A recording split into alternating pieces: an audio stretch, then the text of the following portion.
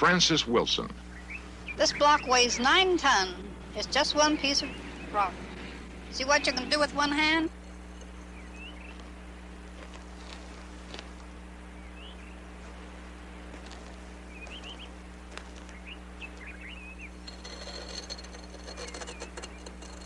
He's quite interested in safety, I know that, and he always wanted to make sure the children couldn't get down in here, and that was his gate to keep children from going down the steps. Those who knew Ed remember him with great respect. Charles Williams and Bodil Lowe. I guess I was maybe 6, 7 years old. I was born and raised about 300 yards from this place, and I would see Ed quite often at the little country store we had, and he was a very slight man. I don't think he was probably any taller than I am. I'm about 5'6". Probably weighed somewhere in the neighborhood of 100 pounds. He always looked frail and sickly, but obviously very strong. He'd say this is because of the stars and the moon, and he would go on and he would show us his electrical machine. Now he made electricity, and he would jump in his bathtub and show how the water would come to certain levels and how he heated it with the sun. And he'd always divert your question. As I say, a very gentle, kind person. And he was, of course, highly intelligent. Many people thought he was a little cracked because he was smarter, I think, than they were, probably. His whole life and whole being was very frugal. Just sustained himself, I think, more or less. And some nights we'd come in the moonlight and sit and walk around in his park. And he would come out and tell us his story if he had a small audience. And he would go along in a very normal sort of a voice, and then we'd ask him why he did it. And they'd say, oh, well, someday my sweet 16 is coming, and he'd look up in the stars, and he would get very ethereal in his voice, and he just loved talking about his sweet 16. And he always spoke of her as sweet 16. She never grew any older. It's kind of nice. There were many rumors about mysterious Ed. One held that he was an eccentric miser and kept a stash of money.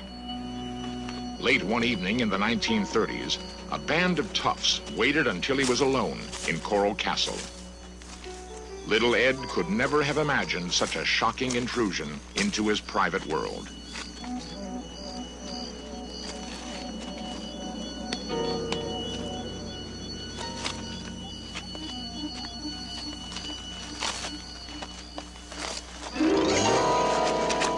The attack prompted the most extraordinary feat of his life.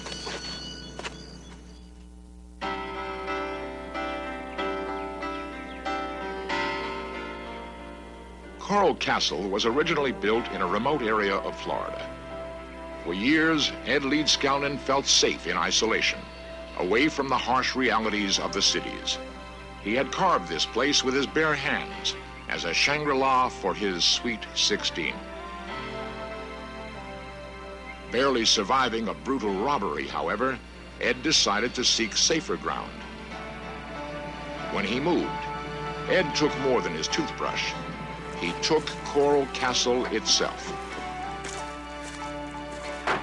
He hired a local truck owner and with characteristic secrecy, politely asked the man to step around the corner. The truck would be loaded in just a minute.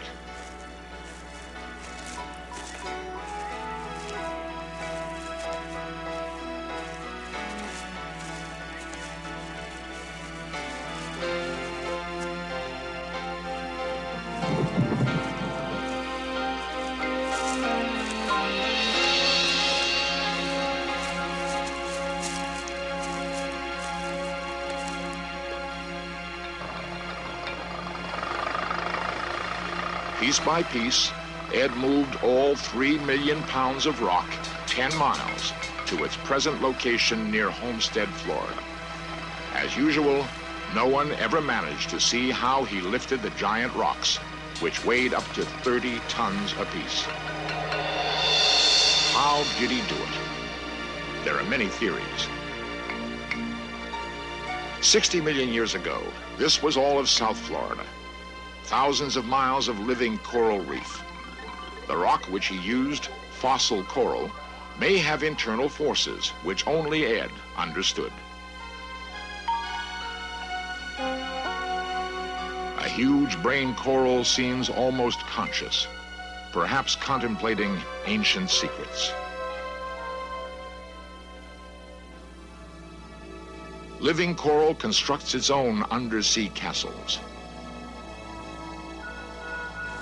Forces deep in the earth fuse dead coral into oolite, a dense, strong organic rock.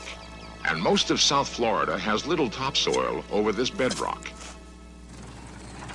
We asked the men at a rock quarry to try an experiment, to cut and lift a giant block of oolite. With diamond-tipped power saws, the cutting alone took several hours. The only way to break the block free, brute force.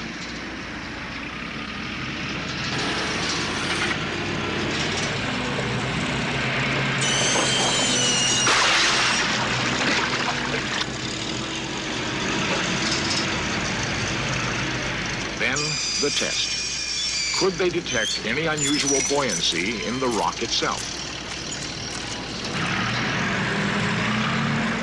Using a 600 horsepower crane, could they lift the rock?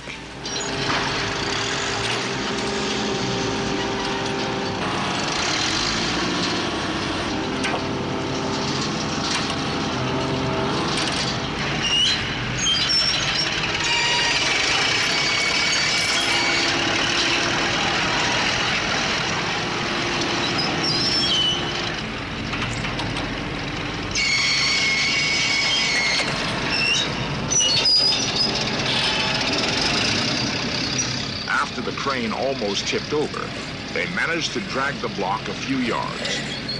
What modern equipment would it take to duplicate Coral Castle? It couldn't be done. Charles Valois comments. Not with a modern equipment. I wouldn't cut more than 4 foot long and 32 inches wide and 7 or 8 foot long. That's the most I'll cut. And you see the struggle I have getting it out with that machine. This is the only known photo of Ed apparently working. Although he seems to be breaking the block free with wedges, a close look reveals that the block is already cut free, with a cable underneath. Engineers have been puzzled by this photo. Bruce Cathy has extensively studied and written on Earth forces.